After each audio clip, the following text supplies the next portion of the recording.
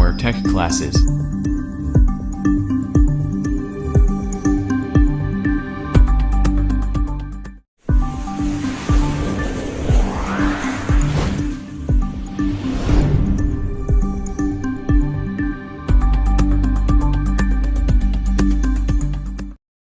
चलो बच्चों, pneumatic class में आपका स्वागत है।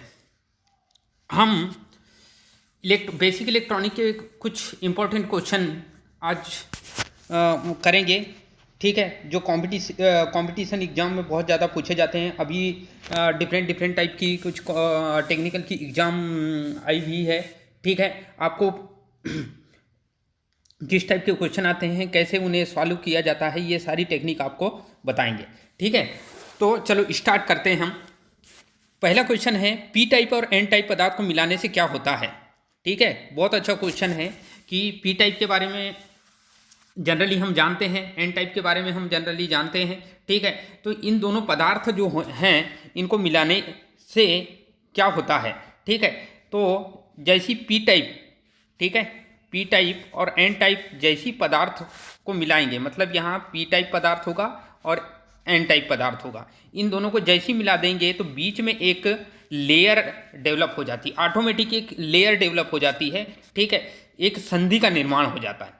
ठीक है, किसका निर्माण हो जाता है, एक संधि बन जाती है। ठीक है, पी टाइप और एन टाइप जैसे ही मिलाते हैं तो एक संधि बन जाती है और उस संधि को हम बोलते हैं क्या, कि उस संधि को हम बोलेंगे कि पी एन संधि कहा जाएगा। ठीक है, तो पी टाइप और एन टाइप को मिलाने से कौन सी संधि का निर्माण होता है, तो पी एन संधि का निर्माण होता है। ठीक है, पी एन पी ट्रांजिस्टर का निर्माण हो नहीं सकता क्योंकि यहाँ पे तीन मटेरियल हैं, पी एन पी। ठीक है, एन पी एन ट्रांजिस्टर का निर्माण हो नहीं सकता क्योंकि दो एन एक पी। ठीक है, तो हमको क्या मिलाना है, पी टाइप और एन टाइप पदार्थ को मिलाने से। ठीक है, तो एक पी है और एक एन है। ठीक है, इन दोनों को जैसे ही मिला देंगे तो पी एन संधि का निर्माण हो जाएगा। ठीक है, तो यहाँ पे इसका जो आंसर होगा वो फर्स्ट आंसर होगा। ये पहला जो आंसर है ये राइट आंसर होगा।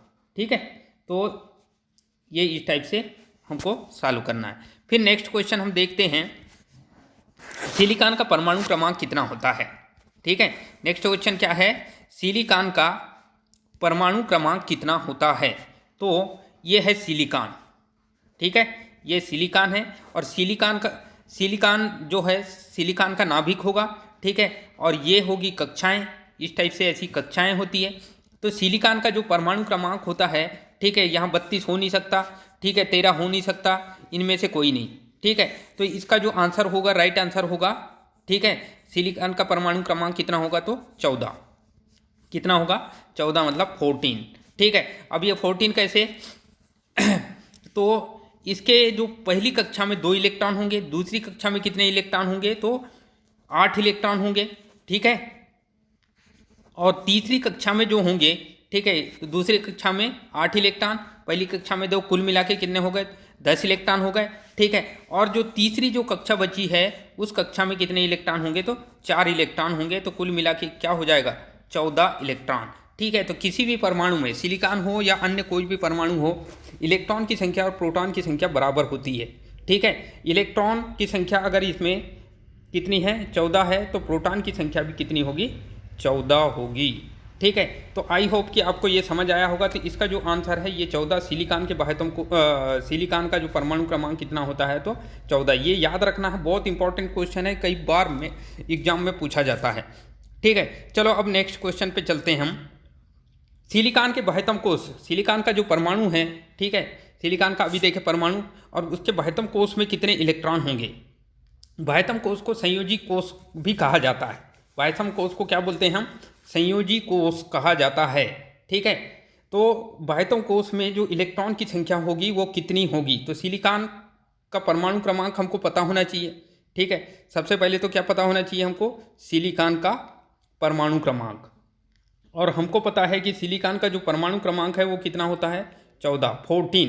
ठीक है, तो ये नाभिक है, नाभिक के सामने वाली जो कक्षा होगी वो पहली कक्षा, फिर ये दूसरी कक्षा होगी और इसकी 3 कक्षा होगी। पहले में 2 इलेक्ट्रॉन होंगे, ठीक है। दूसरे में कितने होंगे 8 इलेक्ट्रॉन, बचे कितने 4 इलेक्ट्रॉन, मतलब संयोजी कक्ष में कितने इलेक्ट्रॉन होंगे तो 4 इलेक्ट्रॉन, मतलब सिलिकॉन की संयोजकता कितनी होगी तो 4 संयोजकता होगी।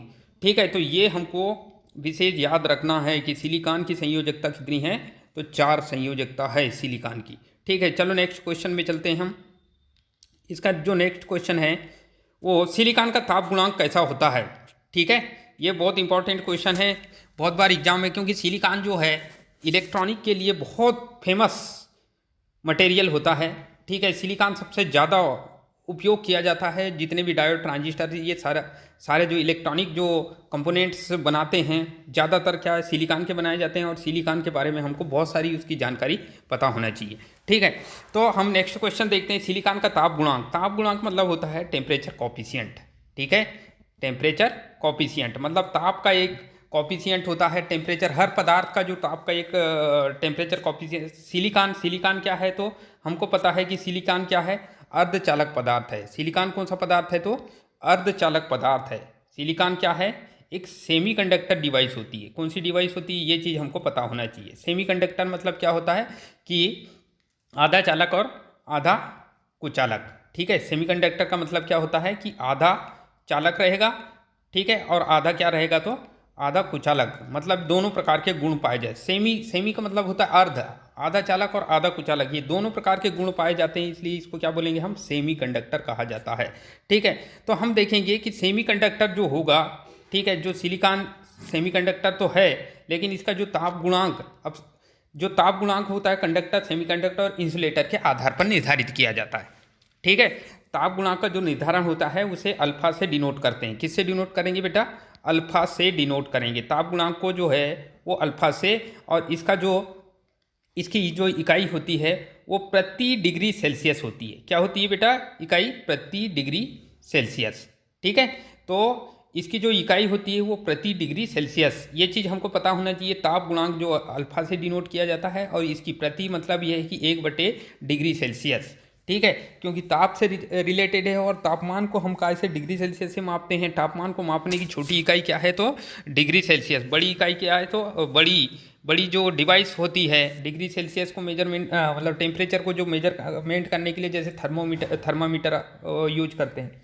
ठीक है, लेकिन अगर मान लो जितने भी जो बड़े टेम्परेचर, हाई टेम्परेचर होता है, ठीक है, जैसे कि मान लो तापमान जो भट्टियाँ होती है जहाँ पे बहुत सारे इंडक्शन का काम किया जाता है, वहाँ पे बहुत ज़्यादा टेम्परेचर होता है, और उस टेम्परेचर को मेजरमेंट करने हैं तो पायरोमीटर का यूज करते हैं हम। किसका यूज करेंगे हम, पायरोमीटर का यूज करेंगे। तो यहाँ पे देखते हैं सिलिकॉन का ताप गुणांक कैसा होता है, धनात्मक, ऋणात्मक, शून्य।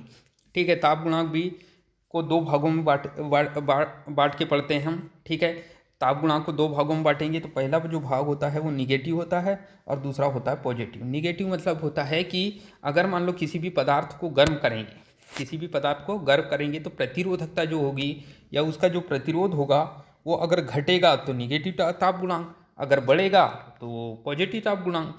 तो सिलिकॉन किसके अंतर्गत आता है, अर्धचालक पदार्थ के अंतर्गत आता है। सिलिकॉन किसके अंतर्गत आता है, अर्धचालक पदार्थ के अंतर्गत आता है, और अर्धचालक जितने भी पदार्थ होते हैं उसका ताप गुणांक क्या होता है तो ऋणात्मक पाया जाता है। अर्धचालक जो पदार्थ है उसका ताप गुणांक क्या होता है तो निगेटिव पाया जाता है। ठीक है, तो सिलिकॉन क्या है तो ये अर्धचालक है ना, सिलिकॉन क्या है, अर्धचालक है, और अर्धचालक का ताप गुणांक तो निगेटिव होता है, हमको पता है। ठीक है, तो ये सारे चीज़ हमको क्लियर रखना है। फिर नेक्स्ट क्वेश्चन चलते हैं हम। ठीक है, कि सिलिकॉन का जर्मेनियम परमाणु क्रमांक कितना होता है, मतलब जर्मेनियम का एक परमाणु होगा। ठीक है, और इसका जो परमाणु क्रमांक हम देखेंगे कि कितना होगा, ये याद होना जरूरी है हमको, बहुत इंपॉर्टेंट क्वेश्चन है ये। ठीक है, कई बार एग्जामों में पूछा जाता है। ठीक है, तो जो जर्मेनियम का परमाणु क्रमांक, ठीक है, तो जर्मेनियम को डिनोट कैसे करते हैं तो GE, जर्मेनियम को डिनोट कैसे करते हैं GE मतलब कैपिटल G रहेगा, क्योंकि कोई भी जितने भी एलिमेंट्स होते हैं, जितने भी तत्व होते हैं, तो उनको जब उनका नाम जो प्रदर्शित किया है तो पहला जो अक्षर होता है, ध्यान रखना, पहला अक्षर होता है कैपिटल लेटर में होगा, और सेकंड जो अक्षर होगा वो क्या होगा, स्मॉल लेटर में। ठीक है, जब भी जैसे ब्रोमीन तो पहला अक्षर क्या होगा ब्रोमीन का जो मतलब प्रदर्शित कैसे करेंगे ब्रोमीन को, तो Br से, ठीक है। IUPAC ये कोड होता है, IUPAC कोड होता है और इसी के आधार पर इसका निर्धारण किया जाता है कि इसका कैपिटल अक्षर क्या रखना है, ठीक है। तो जर्मेनियम का जो है GE है और उसका परमाणु क्रमांक होता है 32। कितना होता है? 32। तो यहाँ पे जो राइट आंसर है इसका 32 होगा, ठीक है। अभी इसका देखेंगे कि हम जर्मेनियम जो होता है, जर्मेनियम कौन सा पदार्थ है के अंतर्गत आता है, तो ये जर्मेनियम अर्धचालक पदार्थ के अंतर्गत आता है। ये क्वेश्चन हमको याद रखना है कि जर्मेनियम का जो परमाणु क्रमांक 32 होता है और ये कौन से चालक, कुचालक, अर्धचालक, तो ये अर्धचालक पदार्थ के अंतर्गत आएगा, ठीक है। चलो अब नेक्स्ट क्वेश्चन पे चलते हैं हम, ठीक है। जर्मेनियम की संयोजकता कितनी होती है? अब इसका विन्यास पता होना चाहिए। संयोजकता का जब क्वेश्चन हम कभी भी सॉल्व करेंगे तो क्या है, इसका विन्यास पता होना चाहिए। क्या पता होना चाहिए? इसका विन्यास। विन्यास मतलब होता है कि उसका इलेक्ट्रॉनिक विन्यास, मतलब इलेक्ट्रॉन जो उसकी जो कक्षा में इलेक्ट्रॉन कौन कौन सी कक्षा में कितने इलेक्ट्रॉन भरे जाएंगे, ठीक है। तो जैसे सिलिकॉन है, जर्मेनियम है, तो जर्मेनियम जो है उसका जो परमाणु क्रमांक 32 होता है, हमको पता है, ठीक है। तो पहली कक्षा में कितने इलेक्ट्रॉन होंगे, तो 2 इलेक्ट्रॉन भर दिए हमने। दूसरी कक्षा में कितने इलेक्ट्रॉन भरेंगे, तो 8 इलेक्ट्रॉन, है ना, बोरबरी के नियम के अनुसार भरेंगे, ध्यान रखना है, ठीक है। बोरबरी के एक वैज्ञानिक थे और वो उस वैज्ञानिक, ये हो गया 2 4 6 8, ठीक है। तो बोरबरी क्या थे, एक वैज्ञानिक थे और बोरबरी वैज्ञानिक ने अपना एक तर्क दिया था कि किसी भी कक्षा में अगर इलेक्ट्रॉन का भराव करना है 2n² के फॉर्म में, ठीक है। किसके फॉर्म में?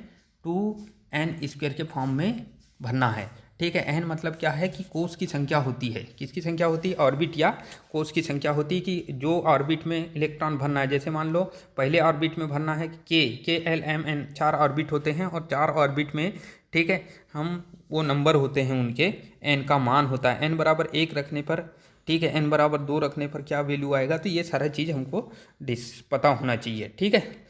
तो जर्मेनियम का देखो 2 8 10 हो गए, ठीक है। तीसरी कक्षा में 18 अनिवार्य रूप से भरना है, तो तीसरी कक्षा में जब 18 भर देंगे हम, तो कुल मिला के कितने हो गए 18, तो 20 और 8 कितने हो गए 28 बच गए कितने, 4 इलेक्ट्रॉन बच गए। मतलब ये है कि ये पहली के 3 कक्षा, चौथी कक्षा में 4 इलेक्ट्रॉन भरे जाएंगे, ठीक है। जर्मेनियम की जो चौथी कक्षा है उसमें कितने इलेक्ट्रॉन भरे जाएंगे, तो 4 इलेक्ट्रॉन, कुल मिला के कितने हो जाएंगे 32। मतलब इसका राइट आंसर कितना है, तो 4 होगा, ठीक है। तो ये हमको पता होना चाहिए। चलो अब नेक्स्ट क्वेश्चन में चलते हैं हम, ठीक है। अर्धचालक का अब यहाँ पे क्वेश्चन आया कि अर्धचालक का ताप गुणांक कैसा होता है, ठीक है। ये क्वेश्चन क्या है, अर्धचालक का ताप गुणांक कैसा होता है, धनात्मक, ऋणात्मक, शून्य, ठीक है। तो अर्धचालक मैंने आपको बताया था कि जितने भी अर्धचालक होते हैं, जितने भी सेमीकंडक्टर पदार्थ होते हैं, जितने भी कौन से पदार्थ होंगे, सेमीकंडक्टर मटेरियल होते हैं, है ना, सेमीकंडक्टर पदार्थ होते हैं, उनका जो ताप गुणांक हमेशा निगेटिव होता है। क्या पाया जाता है? निगेटिव पाया जाता है।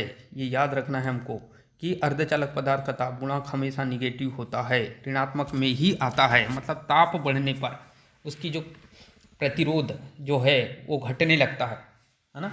निगेटिव का मतलब होता है कि कोई भी जो भी पदार्थ है उसका ताप बढ़ेगा तो प्रतिरोध हमेशा घटेगा, और प्रतिरोध घटेगा तो घट रहा है, कोई चीज़ घट रही है मतलब निगेटिव है। तो अर्धचालक का जो ताप गुणांक है वो क्या है? निगेटिव। ये इसका राइट आंसर होगा, ठीक है।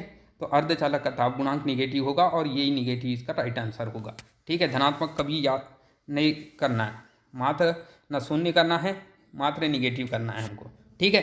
तो अर्धचालक जितने भी पदार्थ होते हैं उसका निगेटिव ताप गुणांक होता है। चलो नेक्स्ट क्वेश्चन पे आगे बढ़ते हैं हम, ठीक है। चालक पदार्थ का ताप गुणांक कैसा होता है? बहुत इंपॉर्टेंट क्वेश्चन है ये, कई बार एग्जाम में पूछे जाते हैं, ये चीज़ हमको पता होना चाहिए, ठीक है। तो आप जितनी ज़्यादा तैयारी करोगे, जितना ज़्यादा स्टडी करोगे, ठीक है, हमारी वीडियो को जितनी ज़्यादा देखोगे, नए नए टाइप के क्वेश्चन मिलेंगे आपको, ठीक है। और कैसे क्वेश्चन आते हैं एग्जामों में, वन लाइनर क्वेश्चन कैसे उनको सॉल्व किया जाता है, ये सारी चीज़ें हम आपको बताएंगे, क्योंकि ये बेसिक क्वेश्चन है, ठीक है। तो ये बेसिक क्वेश्चन के आधार पर ही हमको इनको बढ़िया आसानी से सॉल्व करना है हमको, ठीक है। तो चालक पदार्थ का, चालक मतलब होता है कंडक्टर, कंडक्टर में जिसमें धारा ज़्यादा प्रवाहित होती है ना। कंडक्टर जिसमें उच्च मान की धारा प्रवाहित होती है। कैसी मान की? उच्च मान की। मतलब ये है कि आसानी से करंट प्रवाहित होती है। इसमें जो कंडक्टर, जितने भी जो कंडक्टर होते हैं उसमें क्या होता है, आसानी से मतलब बहुत ही ईजीली करंट, ये जैसे मान लो कोई कंडक्टर है, ठीक है, ये कोई कंडक्टर है और इस कंडक्टर के बाह्य सरफेस में, ये पूरा सरफेस है, इसका पूरा सरफेस है, तो सरफेस में आसानी से, ठीक है, इसके मध्य से करंट फ्लो नहीं होती, केंद्र में करंट का मान 0 होता है, ध्यान ध्यान रखना, ठीक है। इसमें जो धारा का घनत्व होता है, धारा वो उसका मान जो होता है 0, लेकिन सरफेस में जो है करंट का मान जो है मैक्सिमम होता है। कैसा होता है? मैक्सिमम, ठीक है। तो किसी भी कंडक्टर के जो सरफेस में करंट का मान मैक्सिमम होगा और उसके केंद्र में जो होगा, ठीक है, केंद्र होता है ना, ठीक है, जिसमें नाभिक बोलते हैं, तो वो उसके केंद्र में धारा का मान 0 होगा। तो हमको ये चीज़, ये सारी चीज़ पता होना चाहिए, बेसिक चीज़ पता होना चाहिए, ठीक है। जब तक कि हमको बेसिक पता नहीं होगा, हम कोई क्वेश्चन को सॉल्व नहीं कर पाएंगे। और कोई कंपटीशन, तो कंपटीशन की जब हम तैयारी करते हैं, ठीक है, टेक्निकल की, तो हमको ये पूरे जितने भी चालक, कुचालक, अर्धचालक, ये सारी चीज़ हमको क्या होना चाहिए? पता होना चाहिए। अब उसके बाद हम देखते हैं कि चालक पदार्थ का जो ताप गुणांक होता है वो कैसा होता है। तो चालक मतलब ये है कि कोई भी जैसे कंडक्टर है, जैसे मान लो एक कॉपर कंडक्टर लेते हैं या एल्यूमिनियम का, इनमें क्या है, जैसे ये जितना ज़्यादा गर्म होते हैं, ठीक है, इसका प्रतिरोध बढ़ते जाता है, बढ़ते जाता है, बढ़ते जाता है, बहुत ज़्यादा बढ़ते जाता है, ठीक है। ज़्यादा गर्म होंगे तो ज़्यादा प्रतिरोध बढ़ेगा, ठीक है। तो जो जितने भी चालक पदार्थ हैं उनका प्रतिरोध बढ़ेगा मतलब इंक्रीज हो रहा है मतलब धनात्मक ताप गुणांक होगा। तो जो जितने कंडक्टर होते हैं, क्या होते हैं, जितने भी कंडक्टर होते हैं उनका जो मतलब ताप गुणांक अल्फा का जो मान है वो क्या होता है? बढ़ता है, ठीक है। ताप बढ़ने पर बढ़ता है अल्फा का मान, और बढ़ रहा है मतलब धनात्मक आंसर। तो ये आंसर इसका राइट होगा, ठीक है। तो चालक पदार्थ का जो ताप गुणांक है वो धनात्मक होता है। फिर नेक्स्ट क्वेश्चन पे चलते हैं हम। कुचालक पदार्थ का ताप गुणांक कैसा होता है? बहुत इंपॉर्टेंट क्वेश्चन है, ठीक है। कई बार एग्जामों में पूछे जाते हैं कि कुचालक पदार्थ का ताप गुणांक कैसा होता है, ठीक है। तो कुचालक जिसमें धारा प्रवाहित नहीं होती, जैसे मान लो एक कुचालक बना देता हूँ, ठीक है। कुचालक मतलब ये है कि ये इंसुलेटर होता है। कैसा होता है? इंसुलेटर मतलब ये है कि विद्युत धारा का क्या करता है? विरोध करता है, विद्युत धारा को रोकता है, जाने नहीं देता, अपने अंदर से गुजरने ही नहीं देता है, इसमें ये क्वालिटी होती है, ठीक है। तो विद्युत धारा को रोकेगा मतलब ये है कि इसमें रोकने का गुण ज़्यादा होता है, विद्युत धारा को जाने देता है, आसान से इसे जाने देता ही नहीं है, ठीक है। तो ये कुचालक जो है, या कुचालक को इंग्लिश से क्या बोलेंगे हम? इंसुलेटर। क्या बोलेंगे हम? इंसुलेटर। और इंसुलेटर का पदार्थ जो है वो उसका ताप गुणांक कैसा होता है? जैसे माइका हो गया, आपका कागज, लकड़ी, ये कोयला, ये सारे चीज़ क्या हैं? कुचालक पदार्थ, पत्थर वत्थर, ये सारे चीज़ ये कुचालक पदार्थ है। इनका जो ताप गुणांक है वो निगेटिव होगा। हमेशा याद रखना है कि जो कुचालक, जितने भी कुचालक पदार्थ हैं उनका ताप गुणांक, ठीक है, वो क्या होगा? तो निगेटिव होगा। मतलब ये है कि अल्फा का जो मान आएगा वो निगेटिव आएगा, ठीक है। निगेटिव आएगा मतलब एरो बना दे रहा हूँ, नीचे की ओर जा रहा है एरो, मतलब ये है कि कम, निगेटिव, ठीक है। तो अर्धचालक का जो ताप गुणांक है वो कैसा होगा? तो ऋणात्मक होगा। अब देखते हैं कुचालक पदार्थ कौन सा गुण रखता है। बहुत इंपॉर्टेंट क्वेश्चन है, कुचालक पदार्थ इनमें से कौन सा गुण रखता है, ठीक है। तो रेखीयता का, अरेखीयता का, ठीक है, और शून्य, इनमें से कोई नहीं, ठीक है। तो कुचालक में कौन सा गुण होगा? तो अरेखीय गुण ज़्यादा पाया जाता है। कौन सा गुण पाया जाता है इसमें? अरेखीय मतलब ये है कि जब भी हम, अगर मान लो जब भी हम क्या बनाते हैं, इस टाइप का कर्व बनाते हैं, अगर ये कर्व सीधा जाता है, ये दो लाइन के बीच का जो सीधा जाने वाले कर्व को रेखीय कर्व कहा जाता है। अगर जब दो लाइनों के बीच में हम जो कर्व खींचते हैं, ठीक है, और टेढ़ा मेढ़ा जाता है, ठीक है, दो लाइन के बीच अगर कर्व खींचेंगे हम, इस टाइप का ऐसा टेढ़ा मेढ़ा कर्व बनेगा, तो हम समझ जाएंगे कि अरेखीय कर्व है। कैसा कर्व है ये? अरेखीय कर्व। ऐसा टेढ़ा मेढ़ा चलता है उसे अरेखीय कर्व कहते हैं। और कुचालक का जो कर्व जो बनता है वो क्या है? तो अरेखीय कर्व बनता है, ये याद रखना है, ठीक है। तो अरेखीयता का गुण रखता है कुचालक कौन सा गुण रखता है? तो अरेखीयता का गुण रखता है। अब एक नेक्स्ट क्वेश्चन है, चालक इनमें से कौन सा गुण रखता है, ठीक है। चालक पदार्थ कौन सा गुण रखता है? तो रेखीयता, अरेखीयता, शून्य, इनमें से कोई नहीं, ठीक है। तो चालक पदार्थ जो है वो कौन सा गुण रखेगा? तो रेखीयता का गुण ज़्यादा रखता है, ठीक है।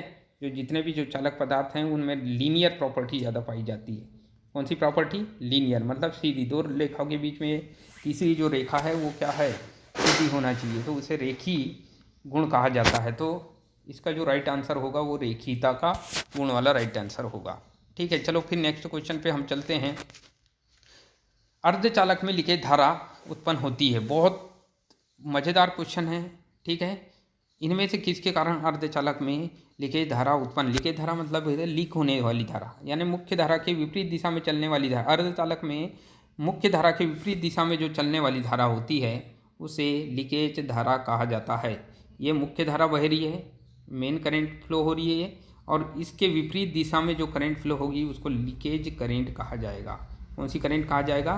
लीकेज करंट कहा जाएगा। और मुख्य करंट जो है वो फॉरवर्ड आगे बढ़ रही है और उसी के अपोजिट साइड में जो जा रही है वो क्या है? Leakage current. और लीकेज करंट उत्पन्न होती है अर्धचालक में। तो किसके कारण उत्पन्न? तापमान के कारण, डोपिंग के कारण, ठीक है। बहिर्जात के हत्ते को डोपिंग करेंगे तो ये वाली करंट बढ़ेगी, उसी करंट मेन करंट का मान बढ़ेगा। डोपिंग जितनी ज़्यादा डोपिंग करोगे मेन करंट। बहिर्जात के कारण मतलब जितना बहिर्जात मतलब अलग पदार्थ है, मतलब डोपिंग करा रहे हो आप, तो उसमें क्या होगा कि मेन धारा का निर्माण होगा। तो लीकेज धारा का निर्माण किससे होगा? तो तापमान के चलते होगा।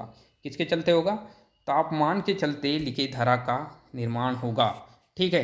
तो आई होप कि आपको ये सारे क्वेश्चन, ये जितने भी जो क्वेश्चन है वो सारे समझ आए हो, ठीक है। तो आप हमारी वीडियो को लगातार, ठीक है, बिना स्किप के देखती रहिए, ठीक है। जितना ज़्यादा आप हमारी वीडियो देखोगे नए नए क्वेश्चन आपको मिलते रहेंगे, PDF मिलते रहेगी आपको, ठीक है। हमारी लिंक को शेयर करिए, सब्सक्राइब करिए, ठीक है। ज़्यादा से ज़्यादा लोगों को फॉरवर्ड करिए, तो आपको नए नए जो जितने क्वेश्चन हैं ये आपको लगातार मिलते रहेंगे, और आप कोई भी एग्ज़ाम, कोई भी कॉम्पिटिटिव एग्ज़ाम को, ठीक है, फाइट करने की क्षमता रखोगे। तो इस प्रकार से आज की वीडियो में इतना ही, ठीक है। फिर नेक्स्ट वीडियो के साथ हम मिलेंगे। नमस्कार।